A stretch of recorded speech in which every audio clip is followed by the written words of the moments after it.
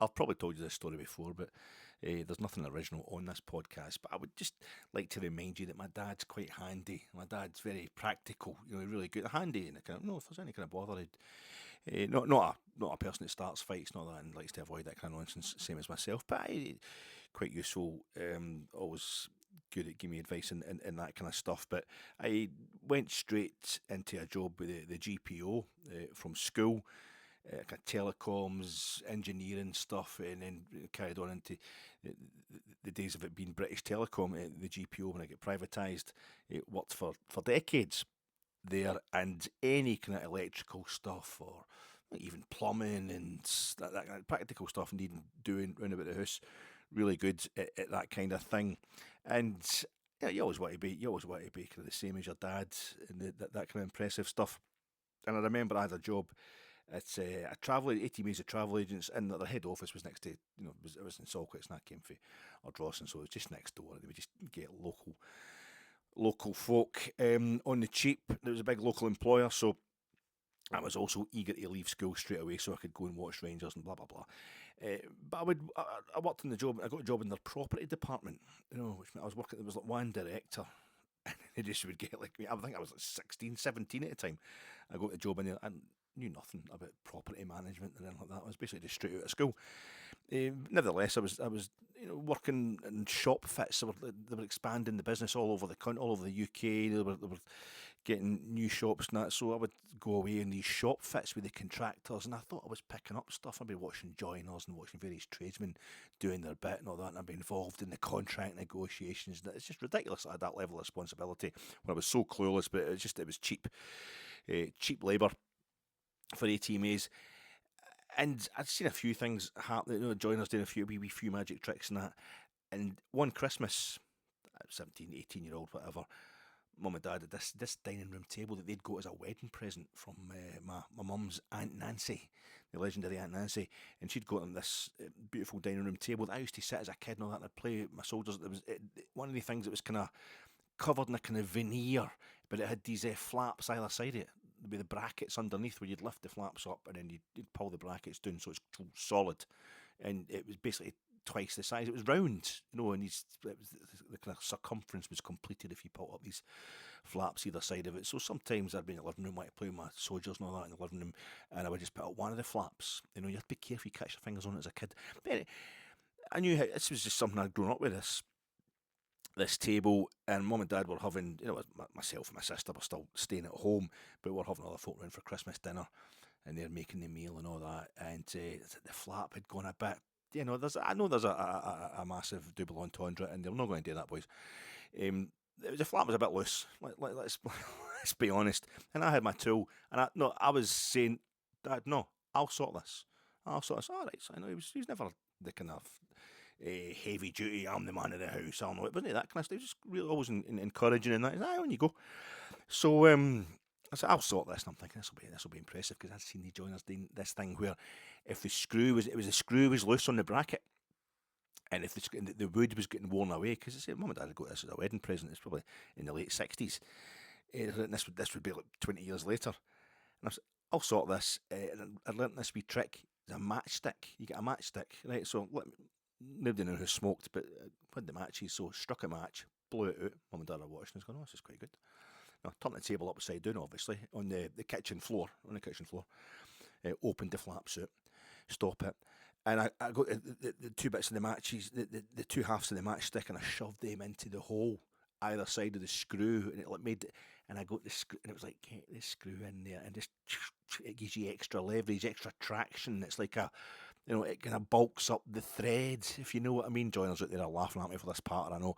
But I just screwed it right, and I was like, I'm going to make this as a bit. I was just feeling so confident and so strong and like a man. There you go, that's it. That is going to be absolutely solid. So that's me fine. That's very good. So you done that. And I just went to pick the table up. I went to pick the table up, pick it up with the legs and just flip it back around. And it didn't move. It wouldn't come off the floor. I'd gone right through and broke the veneer, the surface of the table on the other side, and I'd screwed it into the kitchen floor, like through the nice linoleum we had, the surface in the kitchen floor. I can't remember what it was, but it went right through it. So not only had I ruined a family heirloom, I'd also ruined the kitchen floor, and my mum and dad were too busy pissing themselves laughing to give me a row about it. And anyway, so the son, I mean, he looks like me. I look like him, same kind of nature and all that, with like a drink stuff. It's definitely my. I'm not casting aspersions on my mum here, but it's definitely my dad. But there's just no connection whatsoever when it comes to the basic skill set. I am unable today in practical. So why we would think Davide Ancelotti should be the same as his dad when it comes to managing football clubs, I really don't know why we'd be getting excited about that. Let's have a look at David Ancelotti's. My Finnish friend here, Wikipedia. He sent me a wee profile, a wee file on Davide Ancelotti's play. Now, this is the rumoured that Carlo Ancelotti's son is going to be the next Rangers manager. That's the latest rumour today. He's only 35 years old, young up and comer, young buck. And at the age of 22, he gained a degree in sports science. That's at the age of 22, degree in sports science. Because he had a very short football. He was a midfielder, playing career, AC Milan, no league appearances. And Borgo Manero, and another side of the Serie D that I've never heard of. And it's unknown. There's actual question marks next to, don't know whether he played for them or not. But 2009, it says here he retired at 20 from playing and decided he was going to get into football coaching. So at the age of 22, he gained a degree in sports science, and he ended up his first job as a fitness coach was at a French club called, what was it? It was a really one of the proper French names. I couldn't quite get their name. Paris Saint-Germain. So he got a club. His first, obviously, he's just started out as a fitness coach, and he's got himself in there with a wee kind of probably an internship. The money would be peanuts, I would imagine, and he's in there at Paris Saint-Germain. Paris Saint-Germain, and his dad was the manager. Okay, that's fine. My mate Andrew, no longer with us, but he got a sports science degree, and his first job was with Cumbernauld Old Ladies, and there's benefited both some of the ladies and Andrew himself. He enjoyed that. There was no money involved. That was kind of like, that wasn't an internship. That was just while he was still completing the degree. His first job with a football team was at Dumbarton. When Dumbarton, no, so it was Clydebank. Clydebank were playing out of Boghead. I think Ian McCall was the manager. It was weighing the guys. No, that was for free. That was for nothing. That was just to get experience because they had zero money. They didn't even have their home stadium. What an embarrassment that must be for a football club to not even have their home stadium at any point in their history. So that's what he did. Whereas Davide Ancelotti, he's gone to Paris Saint-Germain with his dad, and then his dad goes to Real Madrid, and David followed, working as an assistant to the club's fitness coach at Real Madrid as well. He's since become assistant manager at such clubs as Bayern Munich, Napoli, Everton. We sideways step at Everton, no disrespect to the Toffees, and going back to Real Madrid, where he still is just now. Real Madrid assistant manager at all the places. And if you've been a fitness coach, you must know his Fitbit inside out, because there is no way he can have it. Just so happens to track exactly his dad's list of clubs as manager at all the same clubs in the same periods. But as people have been saying all day, there's no way you get to be assistant manager at Real Madrid and Bayern Munich and Napoli and Everton just because you're the boss's son. Have you ever met an Italian? Do you know anything? Have you ever watched a mafia? Mafia, La Familia, the family. You know what I mean? Nepotism, Nepo. It's like Napoli, Napoli. Just what are you talking? Of course, that's the only. But I would say, because the thing is, for me, on the William McIlvanney thing about never mind the time, son. Take a note of the guys and the young journalist in the in the stadium watching the goal getting scored by George Best and saying to the other hacks, what time did you get? What time that goal was? And this, never mind the time, son. Just take a note of the date, because the goal was so brilliant. Well, I don't need to take a note of the time, but it was the 25th of May 2005. There's lots of fives in that, so it's easy to remember. It was the 44th minute of a game being played in Istanbul that day, and it's the most beautiful goal ever, perhaps. I know Brazil's goal in the 1970 World Cup final, their fourth, it was a coup de grace. This felt like a coup de grace at the time as well. Steven Gerrard starts to move. He gets dispossessed. You know what I mean? Cafu, Pirlo, the ball to Kaká, the turn and the pass of the century. Although, to be fair, his dink through to Shevchenko, his dink over to Shevchenko to put across for the second goal, the earlier goal, around about the half-hour mark, that was every bit as sublime. But Kaká with the pass of the century, right round, and Sammy Hippia's like, I'm reaching it, I'm getting this. Just stretch my feet, stretch my toes. You're not getting it. You're not getting it. Just go round, and Hernan Crespo with just pretty much the greatest finish I've ever seen in my entire life. The most sublime finish I have ever seen. The most glorious goal. I like a team goal. I like a goal in a match of some standing. And that was, there's games, when I used to play five-a-sides, 10 stone ago, Doogie, when I used to play five-a-sides, I would, if I had a bit of time beforehand, I would watch two games. There's two games I would watch on video or watch clips of two games. My two favourite, and they're both by Milan in the Champions League final. AC Milan. And the first one, 1994, the greatest all-round exhibition. Obviously, there was a fairy story. There's a kind of against all odds element to that as well. A whole backstory to that game and the Milan lineup, blah, blah, blah. The team they're playing against. But Milan, just their focus, their determination, the way they moved the ball. I've never seen anything like it before. It was phenomenal. That night where they beat Barcelona in the 1994 Champions League final. This is the days of still having the video, and I would always record the European Cup of the Champions League final. I'd watch that. Milan in the lucky white European Cup final kit, and I would watch the first half of the 2005 Champions League final. I wouldn't watch the second half, which is the better story. The more exciting thing, it was Liverpool were 3-0 down at half time to that beautiful goal, that second goal from Crespo, but it's within 15 minutes, started by Steven Gerrard, future Rangers manager Steven Gerrard. Rino Gattuso's on the park for Milan as well.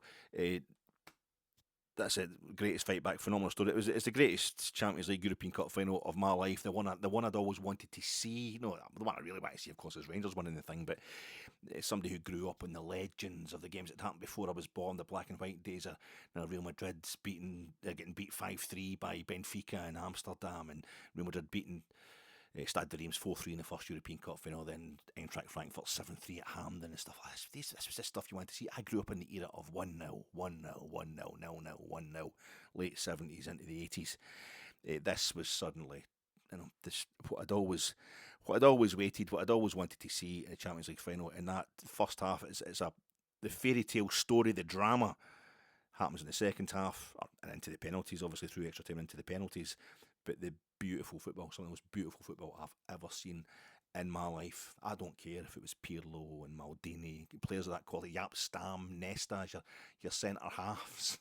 You get Cafu, Pirlo, Gattuso, Clarence Seedorf, got the Christmas tree formation, Kaká, you get Shevchenko and Crespo up front. I mean, I don't care the quality of the play, just anybody who can produce, anybody who can manage a football team to produce that performance, that first half. They'd won the Champions League 2 years before Carlo. He'd won the Champions League 2 years after against Liverpool. And he'd won it in Manchester against Juventus at Old Trafford in 2003. Then he would win it in 2007. In between times, he lost this final. And Xabi Alonso completing the comeback. Xabi Alonso, who's going to take over from him at Real Madrid. Carlo and Rafa Benitez was the Liverpool manager. Rafa Benitez, who took over from Carlo the first time he left Real Madrid, was 2015. So, but that goal for me is the greatest goal of all time, probably. All Rangers goals mean much more to me and are more personal and more stirring to me. But in terms of just watching football aesthetic, that third goal in the stroke of half time from Milan, hitting on Crespo, the pass from Kaká, the wee ball for Pirlo, and it all starts with Steven Gerrard, our manager. You know, any manager who's responsible, who managed the team that produced that goal, I would take one of Carlo Ancelotti's pubes and put it in brown brogues, grey slacks, the Rangers blazer, and give him the job. And it's going to be Davide Ancelotti, as far as I'm concerned, because I need a sign from God. I need a sign from God to confirm that this is the moment we're going to find out who the new Rangers manager is. Is it David? Yes, it is, because when I finished my post-match reaction pod after the Aberdeen game on Sunday, for which, as always, apologies, folks, apologies.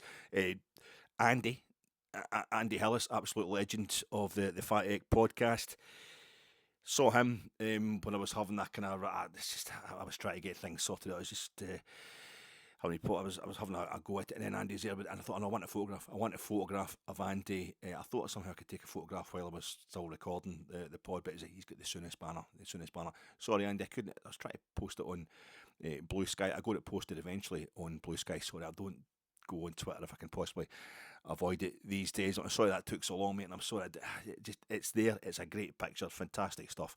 Andy with the soonest, the tifo for the previous Sunday, but apologies I never got a chance to speak to you, mate, and apologies also to Brian Wilson, who was outraged. No, Brian, he's had that joke his whole life about you, Brian.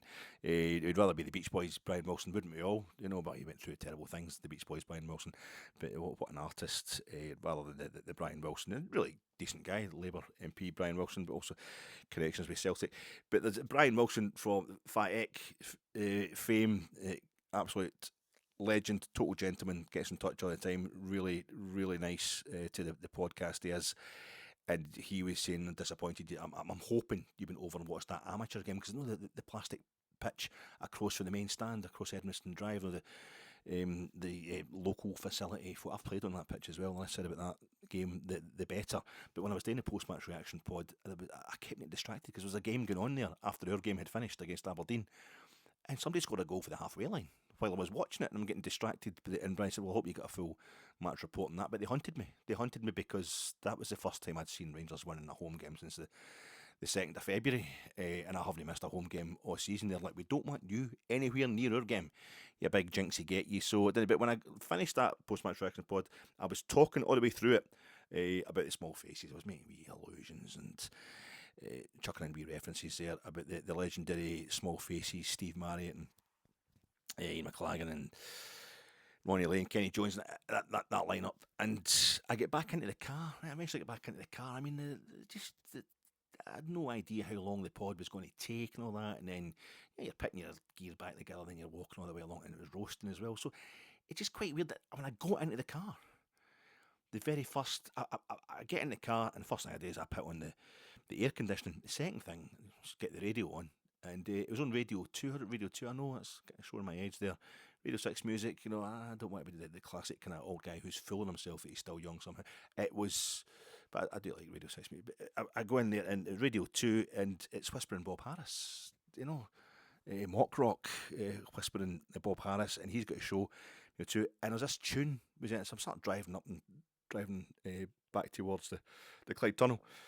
And there's this tune on, and it's obviously a kind of 70s job, 60s, 70s job, quite heavy on the organs. I'm thinking, and it was, that's Focus. And I thought, God, that is Focus. That is Focus. A Dutch group, I think, Focus. And my auntie who took me to my first ever football, there's my Aunt Louise who took me to my first ever Rangers game in 1977, but the person who took me to my first ever football match was my Aunt Isabel, who was latterly a Kilmarnock supporter. And she took me when she was babysitting me when I was like a toddler at her first house, at Mum and Dad's first house in Ardrossan. She took me to see Winton Rovers at the top of the street. Ardrossan Winton Rovers, the juniors, Winton Park. She took me to a game up there. And I always remember her saying, just on Facebook or something like that, she'd been to see Focus. And in my head, I've always got it's in the Civic Centre in Ardrossan, because she's probably went to see them at the Apollo or something up in Glasgow. But I've got it in my head that it was in the Civic Centre in Ardrossan, so if anybody can confirm that, let me know. But I'm like, in this moment, and Whispering Bob goes, that was said, Sadie in Manchester says, I didn't know, no, I knew that was Focus before I knew it was Focus. I So did I. I've never consciously listened to a Focus tune the whole way through. I've seen him in the Augury Whistle Test, and that kind of stuff. It kind of repeats the Augury Whistle Test stuff. But then the next thing, so my mind was quite blown by that, and then bang, you get Rod Stewart in The Faces, and I'm thinking, what? Rod Stewart in The Faces? That's the next song that goes on, and he says, Whispering Bob says after it was Cindy, incidentally, it was the track, and Whispering Bob says after it, that's because Ian McLagan of The Faces, who co-wrote that song with Rod Stewart and I think Ronnie Lane, it was his birthday. He's dead for a few years now, Ian McLagan, but his birthday was the next day. It was the 12th of May, the day after the game, and Sunday, the 12th of May 1945, he was born. And I know that's right, that's a great escape. But I'm thinking, I've just been talking about the Small Faces, But All or Nothing, I was giving you a horrific rendition, an insult to one of the greatest tunes, certainly one of the greatest mod tunes of all time, All or Nothing by the Small Faces, during that podcast. And I was explaining what the song meant to me, but All or Nothing is written. There's two different real life stories that inspired the lyrics to All or Nothing, and one of them is Rod Stewart splitting up with a girlfriend, who then became Stevie Marriott's wife. And this is Rod Stewart. So that's a sign from God. And this is Rod Stewart, of course, who's a conservative peer of the realm, so totally staunch, and is responsible for writing the song "We Are Rangers, Super Rangers. No one likes us, we don't care."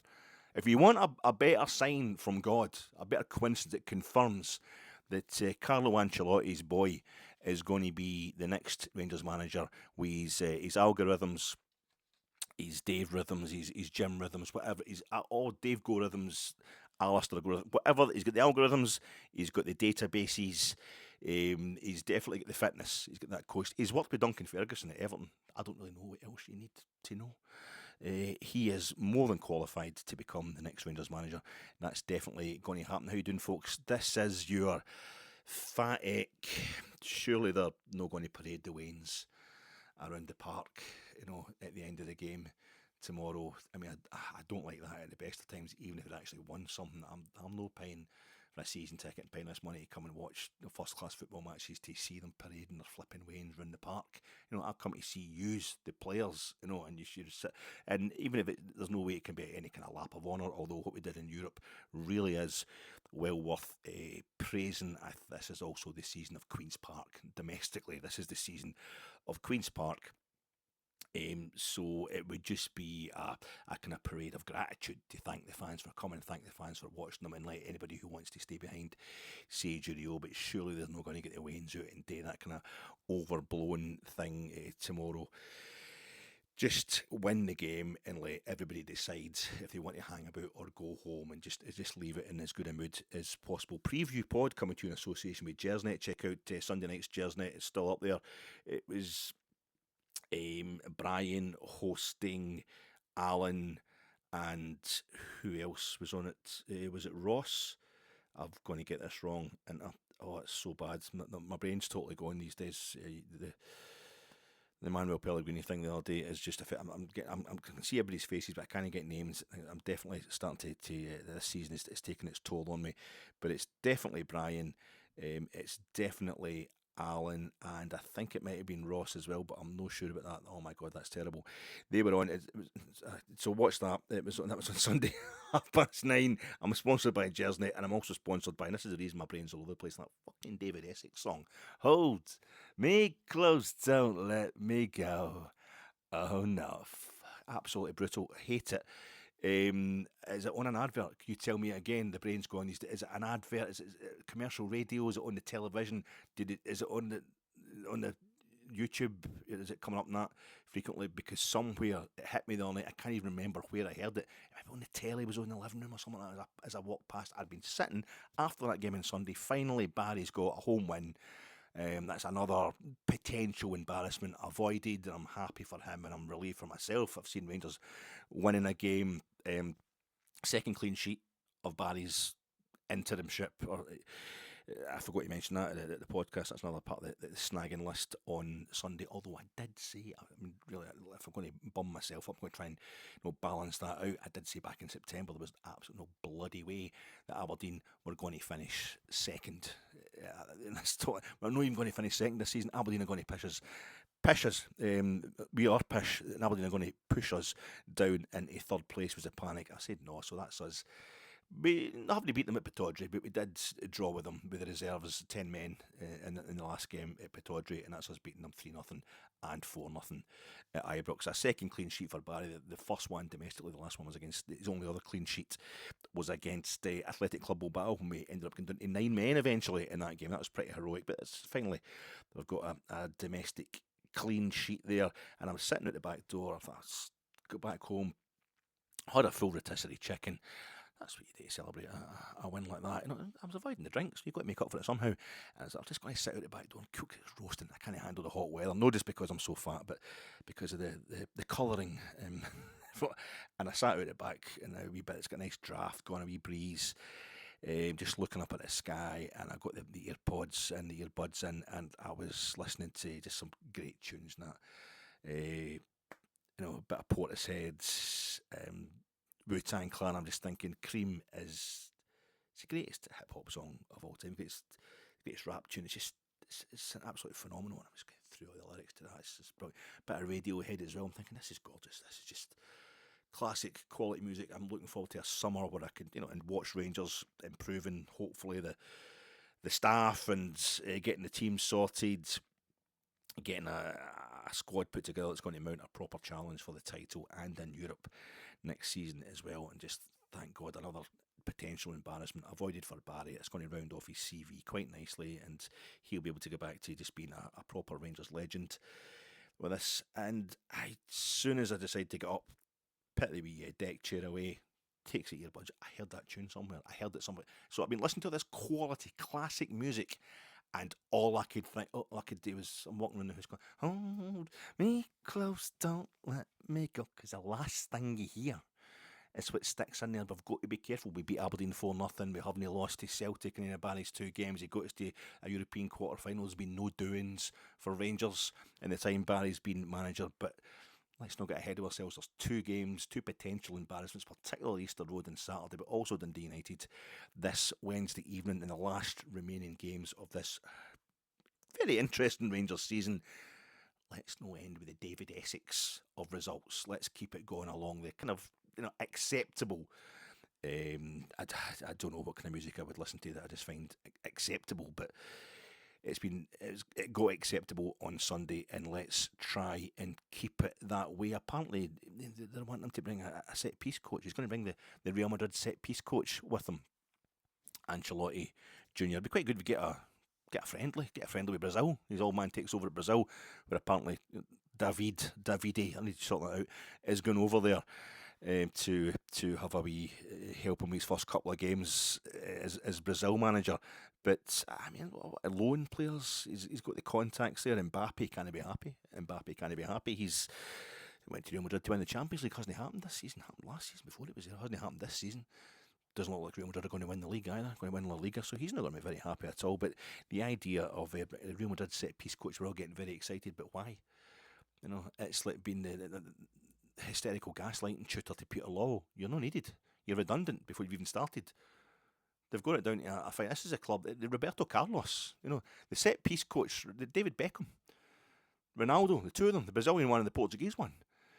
I mean, the set piece coach at Real Madrid just goes, see if you get a free kick, one of you hits it straight in the net. That's what they tend to do, the players that go to Real Madrid. So I don't really know why we're getting excited about that, because he's probably the most useless of all free kick coaches in the world. Yes, this is end of season fare. The big thing for me on Saturday was the fact that the game was the next day. I remember that thinking, the game isn't Saturday, it's Sunday, Alec, don't go to Ibrox just now. The big thing for me on Sunday was just the relief. The relief. I think that the size of the crowd may have indicated on Saturday. I mean, it's reported it's like 50,000. That's obviously the season ticket sales.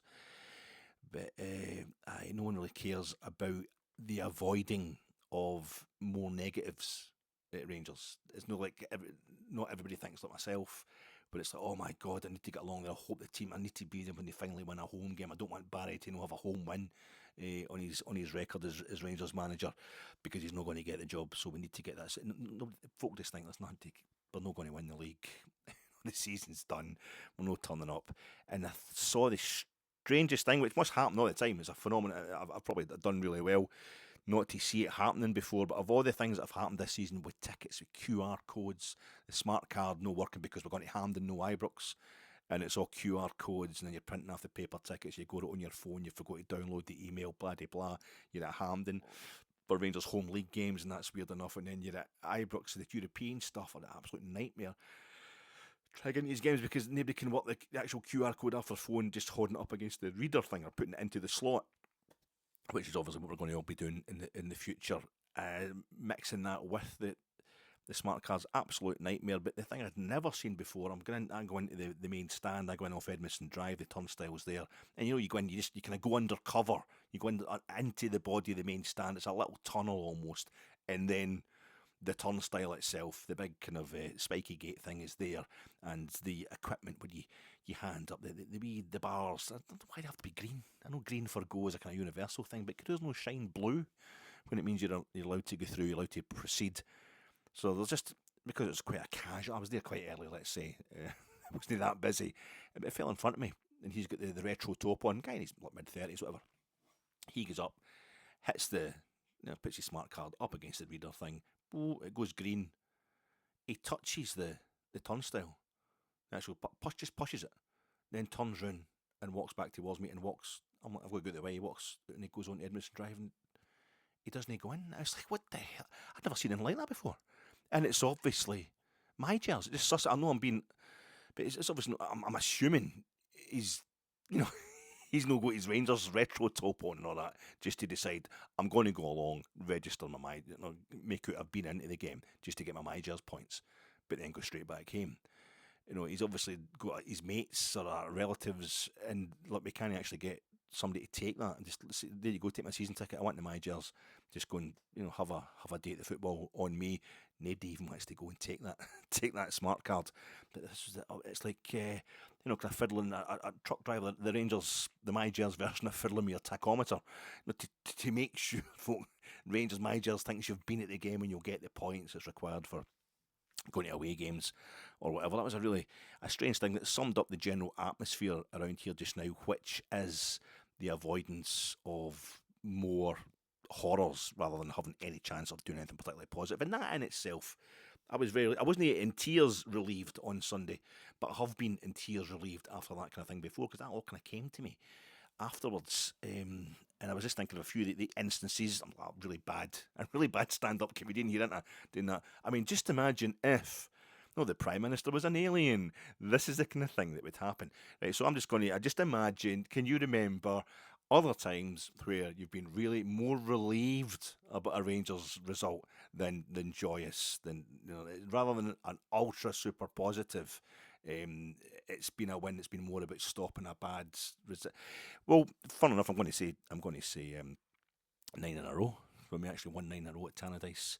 I mean, we'd effed up against Motherwell, the big party planned for the bank holiday Monday at Ibrox, and Owen Coyle had a couple of things to say about that. Or was it Mickey Weir? I can't remember, the two of them. They beat us anyway, and so we had to go to Tannadice midweek, and we sealed 9 in a row up there with the loud drum goal. But Richard Goff's crying when he lifts. It become by that point in time, we need to get this done. The idea that we're not going to do it is just unbearable.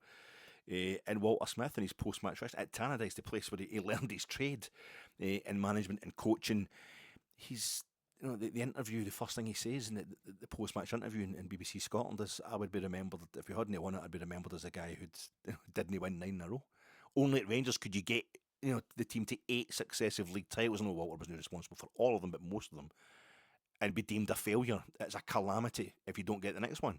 And it was the overarching sense was relief. It was great. It was fantastic. But I think to get 10 in a row would have been phenomenal. And I'm still got it. I'll never really get over not getting the 10. Who knows? Maybe we'll get another chance at that. But to get the 9, by that point in time, it was a massive relief. Apart from anything else, because we knew the chances of getting that close again were very, very slim.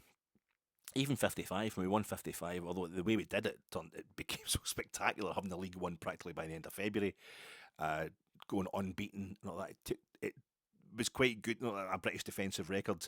And the fact we weren't in the stadiums, it was really weird during the COVID season. The stadiums are all locked down, but it had to be done. It was as we are capable of being champions of Scotland again after everything we'd been through in 2011, 2012, even our first couple of seasons back in the top flight.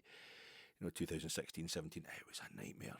That was hard going. We're finishing third and all that. You just did go through points where you wondered if you were ever going to see Rangers being champions of Scotland again. So it was a massive relief, especially the 2016 Scottish Cup semi-final, winning an Old Firm game again.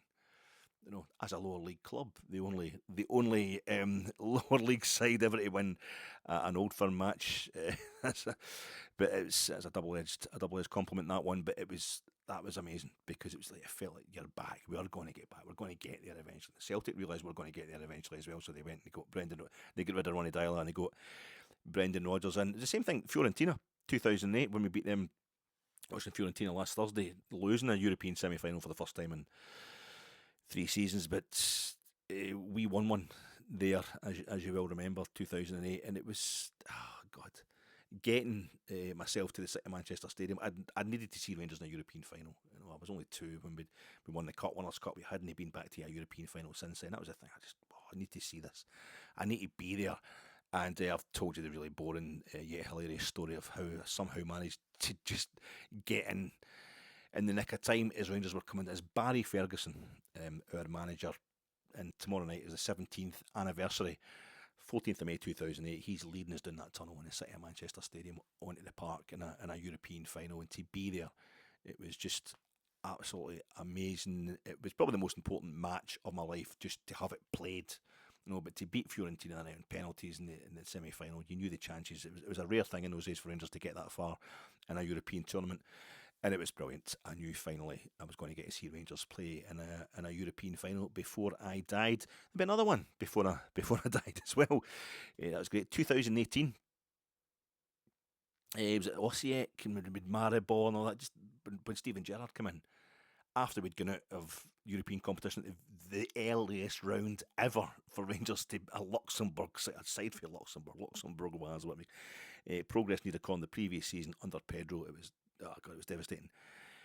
To come back the following season and go through 4 qualifying rounds under Gerrard, Steven Gerrard, the man who started that phenomenal third goal for Milan back in the 2005 Champions League final.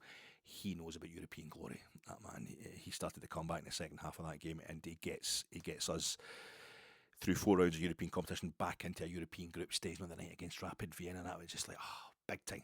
We might not be able to win the league yet, but we're big time. We're back to being Rangers again. It was phenomenal. 2022, PSV Eindhoven, when we beat them, they host us the following season, but to see us back into the Champions League group stages, just to qualify for the Champions League proper again, that's one of those obstacles to properly believing that we're going to fully recover from the traumas of 2012, and I've never been so nervous as I was before that second leg over in Eindhoven, and we did it, and that was a blessed relief. And of course, it's almost like you felt too much relief. That's what allowed them, Napoli and Liverpool, and Ajax then kick the shit out of us in the group stage. But it was a phenomenal night, massive relief, avoiding negativity. The same thing, I think, March 2012, when we started, when we knew the financial problems were hitting hard. We'd been in administration, we'd been deducted 10 points, and Celtic came to Ibrox with the ability just to make it the worst time of all time. On the part 2, they could win the league at Ibrox, they could seal the league title. Remember the old little Vatican flags as well? The Celtic fans had the whole Celtic end in these little Vatican flags, so there must have been something happening, but they were just doing that kind of thing on the day. And I've never felt, that day it was never going to happen. The atmosphere when I hit Copeland Road that day was just one of utter defiance. And it's one of the few times I felt the Rangers support really up for not letting something bad happen, as opposed to, they only got up for it. The idea is that we're all glory hunters and we only got up for winning stuff. We certainly put that stereotype to bed in the ensuing years, working our way back up through the lower leagues and setting all sorts of lower league attendance records. But that day, the atmosphere was different. But it was massive relief. It was such a relief that day that we weren't going to let Celtic win the title at Ibrox to complete the horrors of that period in our history. The 2008 Scottish Cup final against Queen of the South. I know we're winning the Scottish Cup. We'd already won the League Cup, but we'd lost the league and we'd lost the European final, and it felt like, it's like 68 games we played that season, the most games any Scottish club has ever played. Competitive games in any one season, and we're 2-0 up against Queen of the South, and they come back to 2 each, and it was like, it would be unfair, and it wouldn't be unfair. If you can't do it, you can't do it. But I can't have this team being remembered as a Rangers team who lost to a team from a lower league in the Scottish Cup final. So for us when we won the game that day, that was more about relief than anything else, because obviously the memory of losing the European final was still fresh. There's no disgrace in that, but we lost the league in the last day of the season as well, and we know what contributed to that.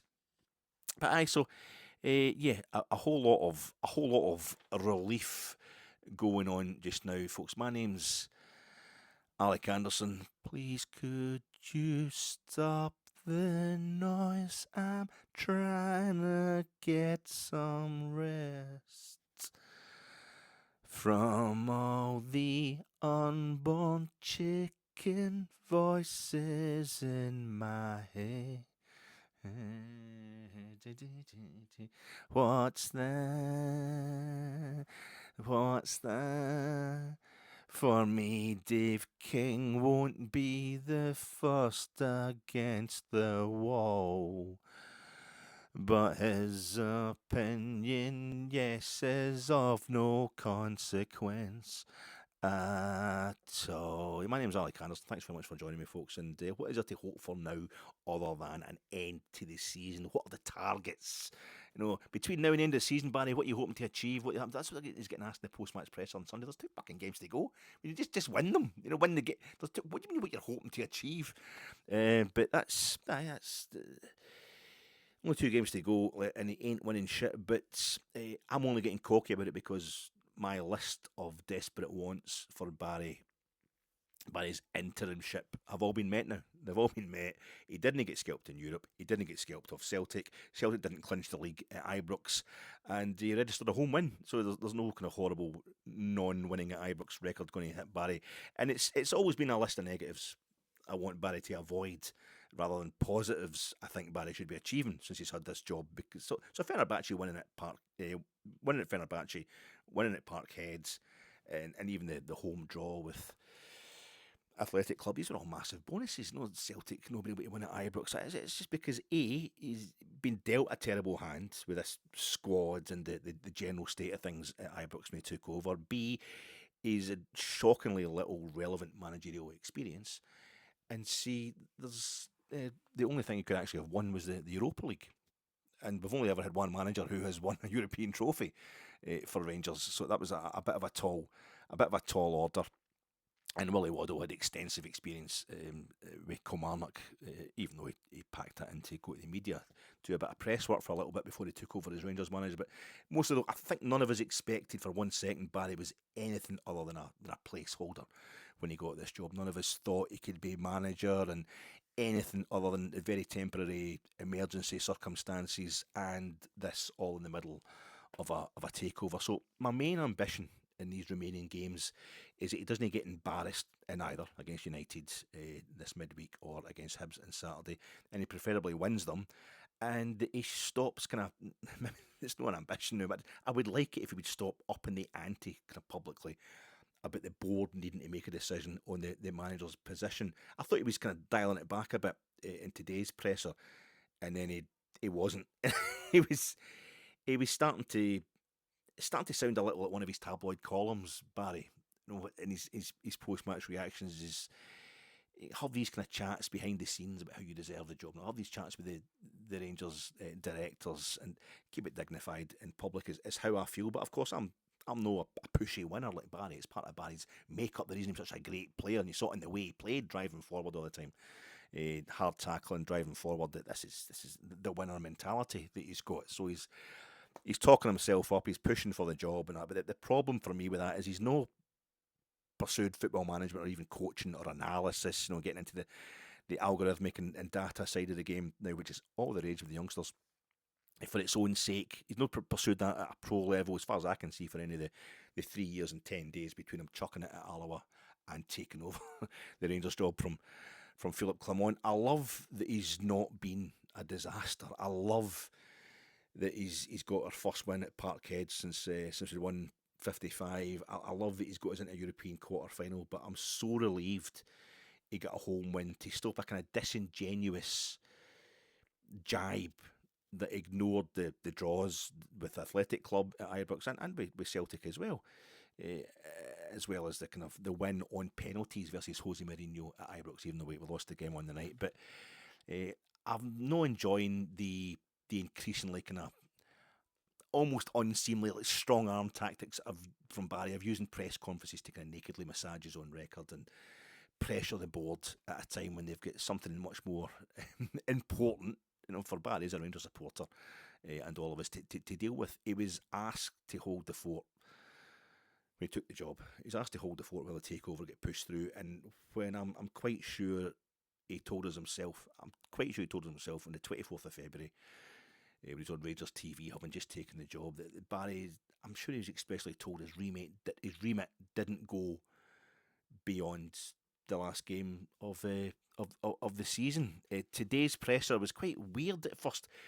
His pre-match presser, he starts off very casual, almost kind of downbeat, and with a line or two about how he's sure. I mean, obviously he's getting hit with the question. He's getting hit with the question all the time. It's not Barry's fault that the media keep asking him, "Are you going to get a job, Barry? Have you heard any more about your job?"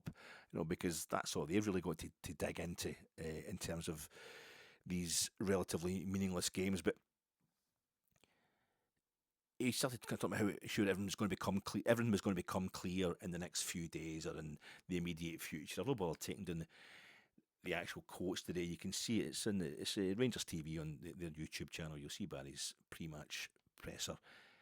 But it started off as if he was it changed his tone from last Sunday and last Friday, post-match and pre-match, where he was, I can do this job, I can definitely do this job, I know about this club and I'm very capable of doing it. And I thought, that's it, Davide Ancelotti, which we'd heard about on Rangers Review this morning. I had anyway, on Rangers Review this morning.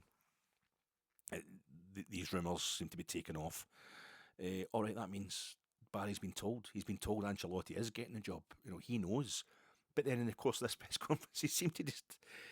It turned around again, and he's kind of given some of the journalists and the podders and all that, and the bloggers that are in the Auchenhowie press room, he's giving them the kind of death stare treatment, saying, I can do this job. I'm good and I could do this job. If I'm given the chance to do it, I'll definitely do it to the best of my ability and all that. And there's a wee bit about Scots think because I'm Scottish. Folk don't think a foreign manager will get more. The way it is in the west of Scotland, a foreign manager will get more credit. That will almost look we're anti-Scottish. And I like that for a former Scotland manager. He owes the Scotland national team a bit of an apology as well, does Barry. But he put in great service, well, a Scotland player as well, scoring against Italy at Hampden, but who were world champions at the time. But I think he's it just suddenly turned. It went from he sounded like he was resigned to being resigned by the board, that it was going to be somebody else taking it over, and then he just became kind of, it's me. I'm up for this job. I can do this job. And he's also talking about he's going to be at Ibrox. He's not going anywhere else. He'll go back to doing his ambassadorial role or whatever if Rangers want him to next season, and he will support whatever manager comes in. He'll just get right behind him from a distance, which I think was nice to put it that way as well, because a new regime might go, oh, he's talking about giving advice to the new manager. We don't want that. Bill Shankly having to get told by Bob Paisley to get away from Elwood kind of thing. It wasn't that. He was pointing out that he'll just be behind. He's not going anywhere else. That's a beautiful thing for him to say that. But he's either bipolar or he's playing the best kind of mind games ever. I was an emotional wreck by the end of that pre-match presser today. I thought he was all right. I've settled down. I've been told behind the scenes I'm not going to. And somebody said to him, so they're obviously picking up what all of us were seeing and what Barry was saying.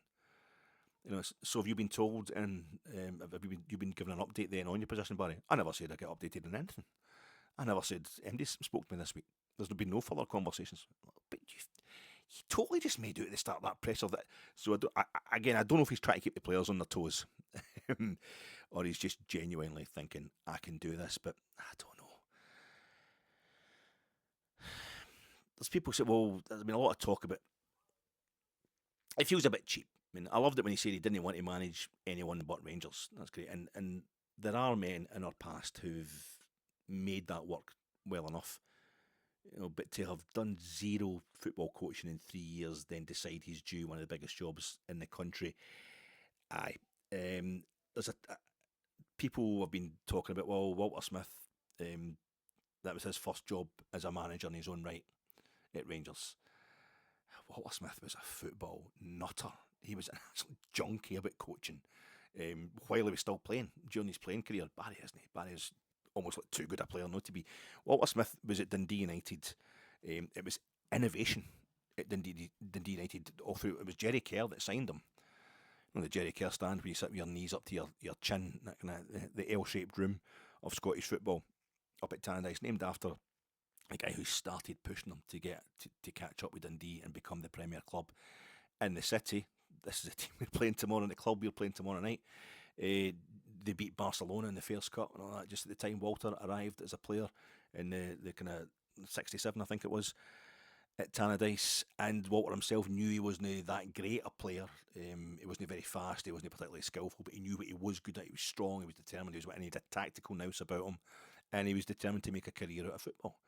And as soon as possible, he get into the coaching side of things. He was always really Archie Knox was a good pal of his. He played with him at Dundee United and all that, and there's other boys there that they were into the coaching side of things. So Jim McLean brings in Walter to help with youth teams and that when Walter's injured, and played a lot of games for that. I've seen it said that Walter Smith played more games for Dundee United reserves than anybody else. I don't know if that's true or not, but it's certainly an urban myth. It's a legend. It might be an urban myth, but it's it might also be a cold hard fact, because what he's doing is he's coaching younger players when he's having to go back into the reserves because he's had an injury or that. He's coaching younger players, and then Jim McLean told him that when you come back for a few injuries, that's not what you're right as a player now. And Walter Smith loved telling that story. So you might as well join me in the coaching side of things. But he was also coaching Scotland under 18s. You've seen the videos. You know the stuff about Walter Smith. Barry hasn't been doing any of that.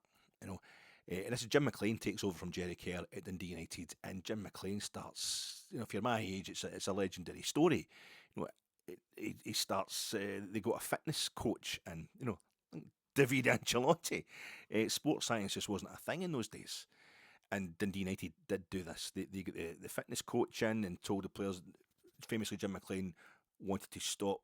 He wanted all the players who played for Dundee United to stay in Dundee because they'd been travelling to other parts of the country. And he's saying when they're on I always remember Jim McLean saying this. I knew that when they're on the train or the bus going from their home, maybe Glasgow or whatever, up to Tannadice and back, they're drinking Coca-Cola and ginger and all that, and they're having crisps and Mars bars and things. I want to be able to control their diets and just basically get everything they can out of the cheaper end of the player market. They're just finding these ways these little inches they could find to get ahead. So it's very innovative at the D-United. Whereas Barry today is talking about, Scottish players, are much better than anybody gives them credit for. Scottish managers are much better than anybody gives us credit for. You need to have a Rangers man in the job, basically, is what he's saying, and nobody knows this club like me. I love it. And this is all true, but it's not antediluvian, but it's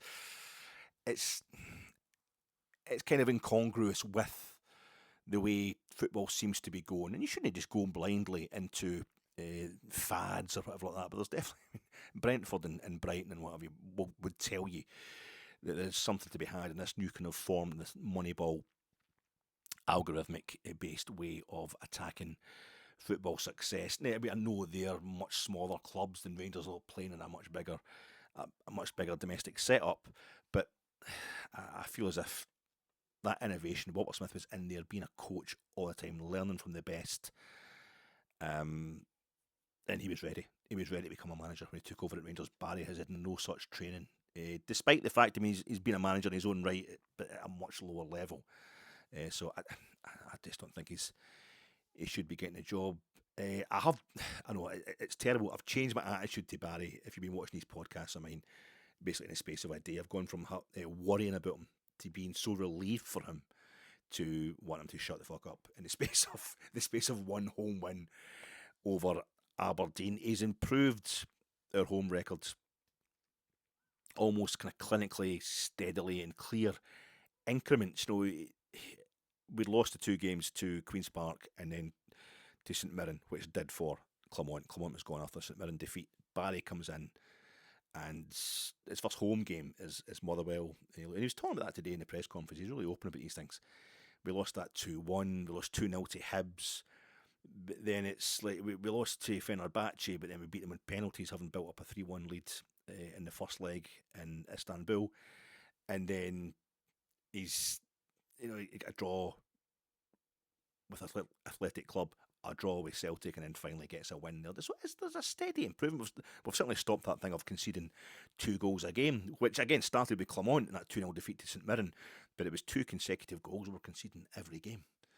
And it was 2 consecutive goals, and 3 against Dundee, and just to almost balance out the 1 we'd conceded against Fenerbahce and Kadikoy. But that's stopped happening. 1 each with Celtic, and then 4-0 against Aberdeen in Sunday. And he's no better than Clermont at getting a consistent tune out of these players, but it's definitely, he's no worse than them either, which I think is the short notice that he was brought in as a credit to Barry. Perhaps this patter in the press conference was constantly pushing for the job as a way of keeping the players under control. If they think he's leaving, they won't even pick up tools, never mind downing tools, the way they've been doing so often this season. Perhaps he's genuinely concerned, I think, for the financial and emotional well-being of his squad. He knows what it's like as a player. You need to have your contractual situation sorted out at the end of the season. It's going to mess with your chi. It's going to mess with your head. But it's starting to sound a bit cheap, I think. And I'm never going to say Barry's on Rangers like, because he is Rangers. But I just wish you would kind of, if you're good enough, you'll get it. You would get the job, and you should do your pitching for it kind of behind the scenes. Most of us are behind Barry because we think he's not a Rangers manager. Don't spoil it. Be a Ranger, Barry. Just be the Rangers that you are. And I don't want to talk about replacement Rangers managers. So I don't want to talk about the new permanent Rangers manager, who that's going to be. I don't want to dig into the rumours and what have you right now, out of respect to Barry, and also out of the respect of Rangers' need to win or avoid humiliation in these last 2 games. I feel as if Barry should do the same, and he says he is. He says he's concentrating on that, and as I say, he can't help if the media keep asking him. The thing I wanted to take away from today's presser was that there's no injuries. There's no injuries from Sunday's game.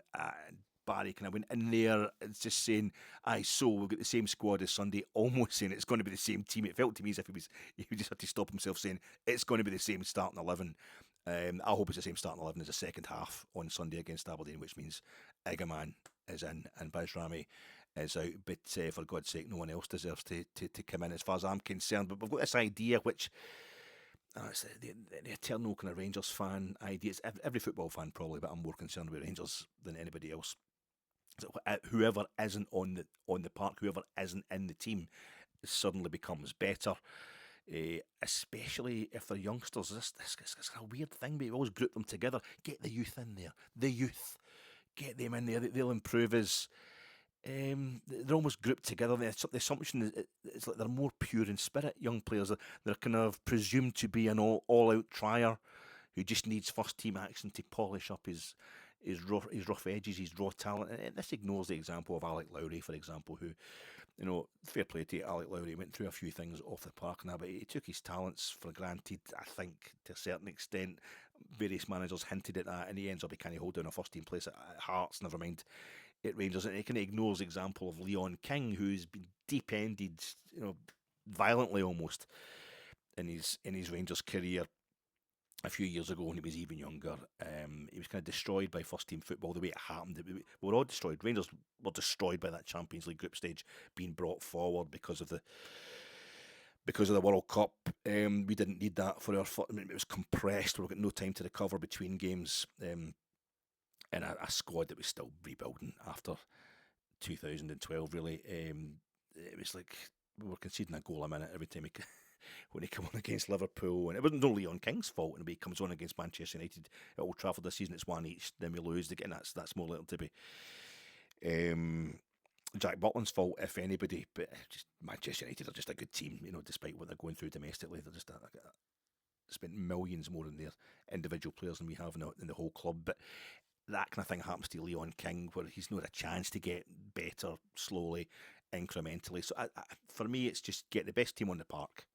Get the best team on the park. And same as I was saying on Friday before the Aberdeen game, most of these players aren't going to be here next season, you would imagine. So just get a team on the park that's most capable of winning this game. I'm not interested in trialling players. The season's over. How it ends is more vital than I think we'll ever appreciate before we take a kind of doing in a so-called dead rubber. It's that I was talking about this. I'm not going to repeat what I was saying on Friday there, but things can you go into these games just thinking, oh, well, it doesn't matter. The league's by away. It's all done over. But let's see some kids and give them a run out, and then you get beat 4-0 at home after Dundee United, for example, or an Easter Road will be horrible on Saturday. They want us there for their party. They want to give us a doing as a celebration for what's been a great season for David Gray. They're really looking forward to giving us a roast, and I hope we are looking forward to sickening them. But that's the kind of stuff that can stay with you long past. We might come out next season and win Champions Leagues, stuff like that with it, the new manager and the new squad, if the takeover all goes according to plan. But you will never go over that. That's there in the memory banks. Just think about Queen's Park this season. Dundee United, they lost 2-0 at home to St Mirren on Saturday. What a beamer, eh? What a beamer. Lost 2-0 at home to St Mirren. Absolute losers. That must be humiliating. And it was their third defeat on the bounce during that wee 3-game spell. They've conceded 10 goals and only scored 1, and they're on the verge of chucking European qualification. St Mirren are now 2 points behind them for the last European spots. Not the Arabs are not happy campers with Jim Goodwin. So we've got to watch ourselves. We've played them 3 times already this season. That's as Rod Stewart, our spiritual leader Rod Stewart, said. Your Celtic, United, and Baby have decided that's absolutely great because we drew 1 each with Celtic at Ibrox this season, but we beat them 3-0 in the other game at Ibrox against Celtic. So Dundee United, up until St Mirren beat us, the game that saw Philip Clement out the door, the only team domestically, the only team in the league had taken anything off us at Ibrox was Dundee United, with a 1 each draw back in November, which was very worrying at the time. So hopefully it'll be 1 each and 3-0 in the other game. They're the only top flight side we haven't beaten at home this season, although we didn't beat Motherwell at Ibrox. We beat them in the league at Hampden, and just to make up for that, we beat them 2-1 again at Hampden in the semi-final of the League Cup. I don't want to talk takeovers until this thing is over. This 2 games in 4 days at the fag end of the season. We could still endure a disaster the final day of the season. That would just, this takeover, we all want it so bad, and I know why.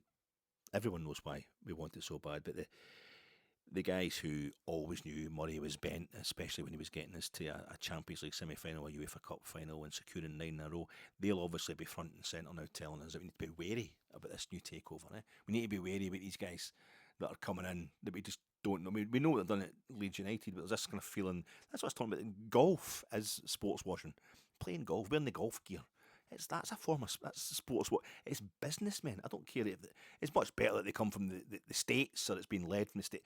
And there's ex-footballers in there as well helping out, but it's still just no guarantee whatsoever that they're anything other than totally bent, and they will drop us like a ton of bricks, and they're just going to use us to make money. And we think, well, that's fine. Like a manager using us, like Steven Gerrard using us as a stepping stone in his management career, we'll reap the benefits. But you would imagine these guys that were, have made a career out of hunting David Murray and being proved right about David Murray will be telling us that we need to be cool and cautious. Look at the Glazers, etc. But no, there's too many likes and views and subscriptions to be had in telling folk what they want to hear. God loves his children. God loves his children. Yeah, the bile I've heard at Ibrox this season, the bile I've read from Rangers fans towards people who care for the club, who play for the club, like the captain. You know, as a captain was phenomenal first half. Everybody's crap on Sunday. First half, he's great. And that leads to people saying, yeah, he's only, when he's great, it holds the club, holds the team back. No, it's the person who steps up when times are shite is the person you should cherish the most. I know Nico Raskin decided to step up his game, as everybody did after they got in the second half, after they got a half-time rocket from Barry Ferguson. But our captain didn't. He was doing everything he could. He was practically trying to hit the ball in off Dessers when Dessers' finishing the game was initially so unreliable in that first half on Sunday. That's the same for me with the board. There's a lot of guys in there who are paying money, bankrolling the club, and know that they don't have any more resources, or they're not willing to spend any more resources on Rangers, but they're keeping us afloat. You know, they need their money back. I mean, Dave King's the same, technically speaking. He's just talking about a shite about it. It's just been horrible. It's just been absolutely horrible this season. I think to see these guys who are always telling us that Dave King, they always knew Dave King was. They always knew that. I don't know why I said Dave King there. Freudian slip. But they always knew that David Murray was a nightmare, and he was the worst thing ever for Rangers when he was winning his 16 league titles and bringing Gaza and Loud up and that to the club. To see them kind of swallow Dave King's megalomaniacal adoration of money for money's sake, it kind of sickens me to the point where I almost forget that I'm got my real problems with Rangers this season as well, that I'm unhappy with Rangers this season as well, until moments like half-time against Fraserburgh, when we were struggling to a 1-0 lead against a Highland League side and just taking it easy. Half-time and full-time versus Queen's Park the following month in the Scottish Cup. Half-time versus Aberdeen, and Sunday we just think this is absolute. This team has committed domestic atrocities this season, but